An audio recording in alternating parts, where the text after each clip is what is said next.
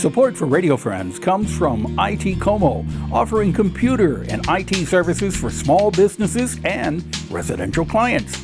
IT Como can set up remote work-at-home solutions and data security and backup systems and upgrade your company email to more modern platforms. IT Como can also help you get the most from your technology at home.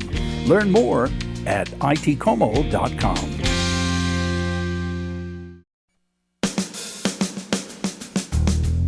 Good morning and welcome to Radio Friends on Friday, May the 26th. We're talking about a very special event that's coming up in just about a week, isn't it?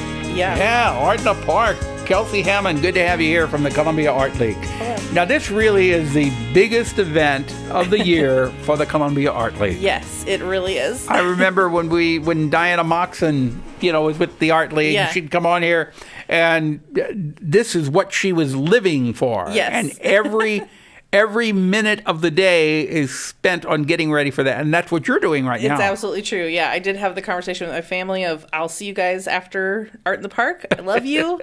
Have a great day. So really, when you think about it, how much effort goes into producing this event? A lot. I mean, it's about 6 months of the Art League. We kind of don't totally shut down what the Art League is doing, but we add on a bunch of, extra stuff for about 6 months beforehand. We have a great volunteer steering committee that helps with these things, but it's a lot of work from, finding the huge coolers where we can put the ice to make sure that we can have, the water be cool at the water bar, and to make sure we've got, all of the things that we're doing. We just sort of weird little details that you wouldn't think of. And then getting the hundreds of vendors that come.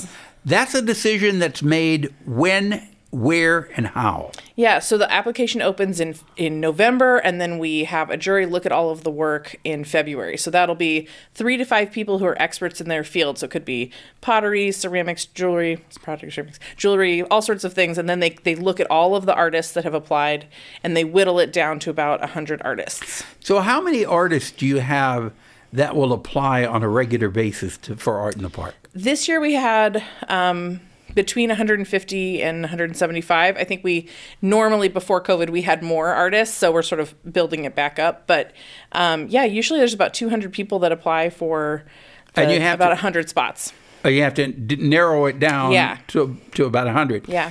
Then when these people, you tell them that they have been accepted.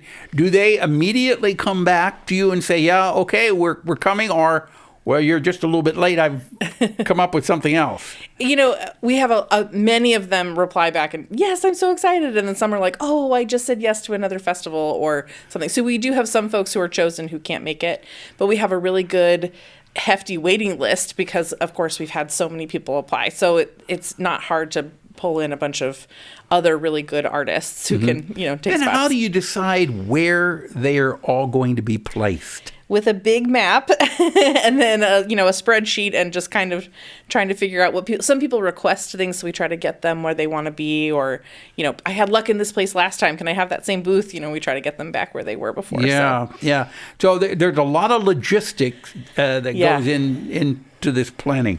What do you see as what's going to be the highlight for this year?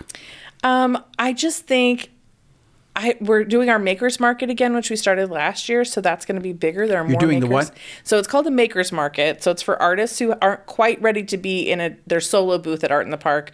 So they'll be sharing.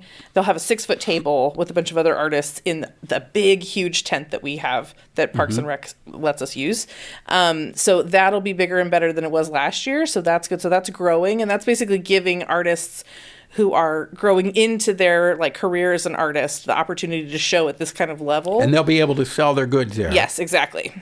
So that's going to be bigger and better, which is great. So I'm really looking forward to that kind of taking on its own life force. And our kids' activities this year, our theme is whimsical forest. So there'll be lots of little mushrooms popping up everywhere and lots of butterflies, and it'll be very whimsical for the kids' activity area. Okay. When the artists sell their goods, does the Art League get a portion of their take, or is it all theirs. Yeah, it's all theirs. They do give us a booth fee when they sign up, so they reserve their space with a booth fee. So that's the only funding we're keeping from that. But when they make a sale, all of that goes to them. They pay their sales tax to Missouri, obviously. Exactly. But, yeah.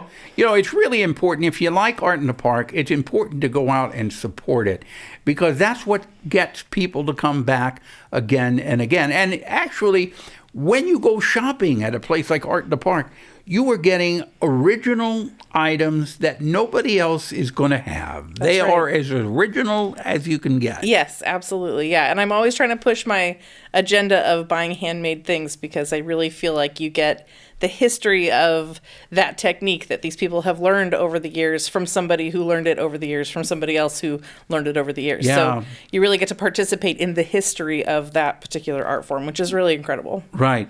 And then, of course, besides all the work that goes into this, you are dependent on what's the weather going to be like. Now, we have been praying for rain. We've been praying for rain over the past several months because it has been so dry. And thankfully, we got some nice rain, and we hope that rain will continue. However, you're wanting a big umbrella over the Art in the Park. I would love for the rain to continue after Art in the Park. So, June 5th, great. But June 3rd and 4th, no rain, please. Okay. Yeah. I remember, though, some years when, even though we had a lot of rain, the Art in the Park still went on. It still goes on. You kind of trod through the mud a little bit. Yeah. But those are memories that are made. Yeah, rain or shine. Yeah. Okay. So the important thing is it is coming up. The date is June 3rd and 4th at Stevens Lake Park.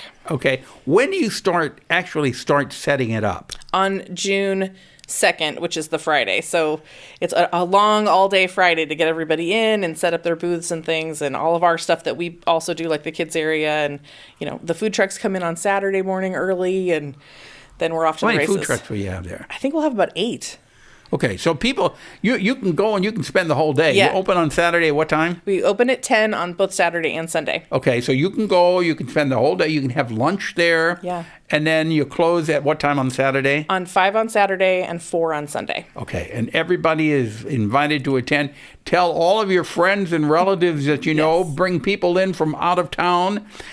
Do they park at the park, or are you going to park up at Boone Hospital? You park at Boone Hospital, and we have a shuttle that can drive you over if you don't want to make the walk. And this year we have a little shuttle in the park that can take you from like where the food trucks are down to back to where the parking lot is at Old 63. So we're trying to make it a little easier for people to navigate the park too. Because once you make it all the way through the Artist Village and you get your food at the food truck, you're kind of like, okay, here I go. I got to walk all the way back. So we're trying to make it a little easier. But you know what? The exercise is good. The exercise is good. Yeah, exactly. For those that need it, we've got it. Mark it on your calendar, and I wish you the very best of luck. If you want more information, you can visit the website. It's columbiaartleague.org, and you will have all the information that you need on there.